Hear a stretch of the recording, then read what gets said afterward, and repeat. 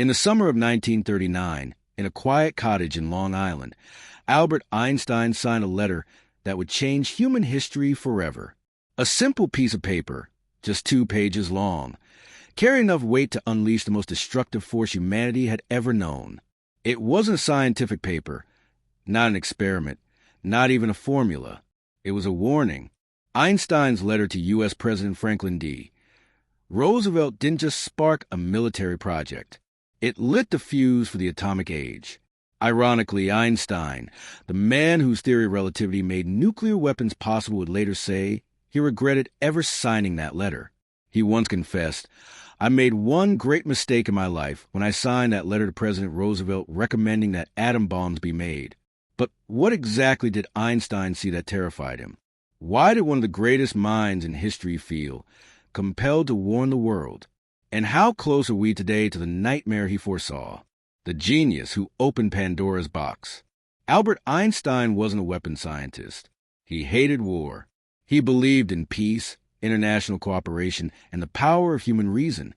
But his theories, especially E equals mc squared, published in 1905, will become the mathematical foundation for the most dangerous weapon in existence. E equals mc squared is deceptively simple. It shows that energy, E, equals mass, m, multiplied by the speed of light, c, squared. What it really means is, if you can convert even a small amount of matter into energy, you release an unimaginable amount of power. A paperclip, if fully converted, could release energy equivalent to thousands of tons of TNT. For years, this was just theoretical physics, a brilliant idea, but far from practical application. But by the late 1930s, everything changed. Across the Atlantic, German physicists discovered nuclear fission, the ability to split an atom and unleash the energy stored within. Suddenly, Einstein's formula was no longer just math. It was a blueprint for a bomb. Einstein himself wasn't working on fission. He didn't even fully grasp the engineering of a nuclear weapon at that time. But 2 other scientists, Leo Szilard and Edward Teller, both Hungarian refugees who had fled Nazi Germany, did. They understood something terrifying.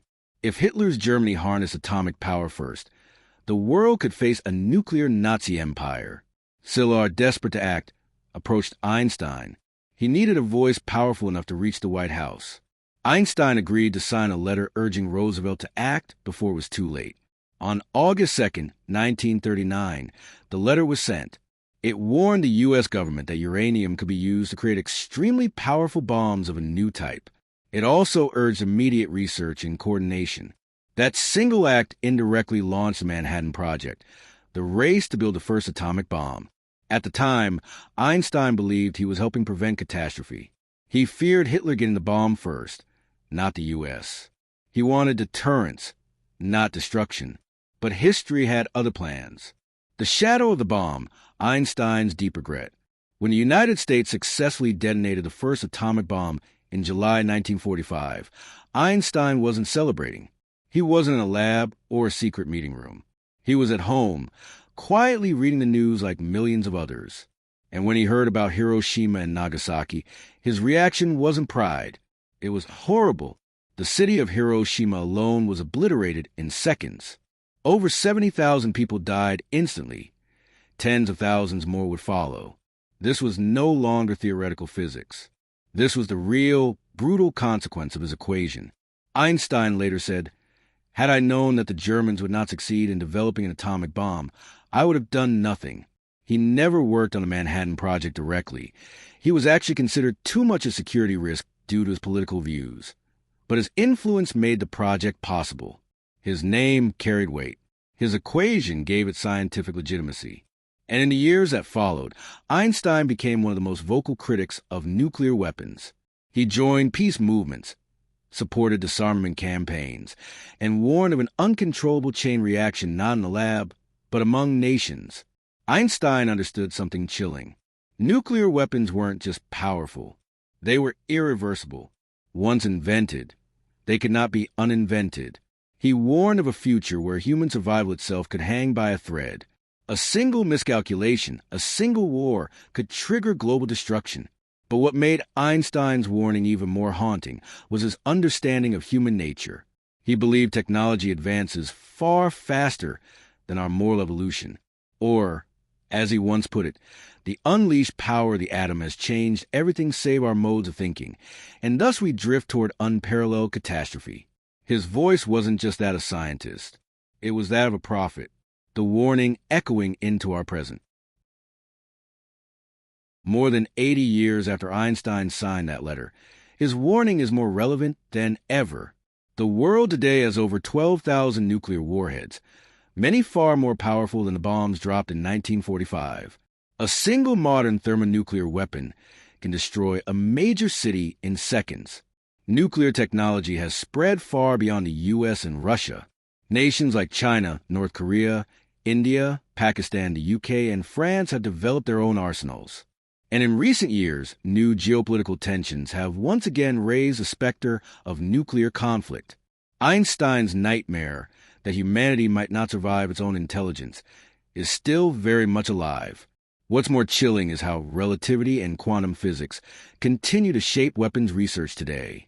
From hypersonic delivery systems to AI-driven targeting, the technology keeps advancing, just as Einstein predicted it would. Yet the moral questions remain the same. Einstein didn't just warn about bombs. He warned about power without wisdom. He believed that science should serve humanity, not threaten it. That's why, in his later years, he turned down offers to lead major projects.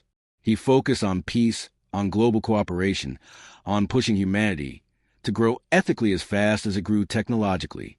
He famously said, "The world is not dangerous because of those who do evil, but because of those who look on and do nothing." Today, nuclear treaties are fraying. Superpowers are modernizing their arsenals. And the world seems to be entering a new atomic age, where Einstein's warning is not just history, but a mirror. He once imagined a future where humans might destroy themselves before fully understanding the universe. And the uncomfortable truth is that the future is still possible. But Einstein also believed in the power of human reason. He believed that, given enough courage and wisdom, we could step back from the edge. Today, Einstein's words echo louder than ever. If technology continues to outpace our morality, his warning may one day become prophecy. But if humanity listens, perhaps his greatest regret could yet become our greatest lesson.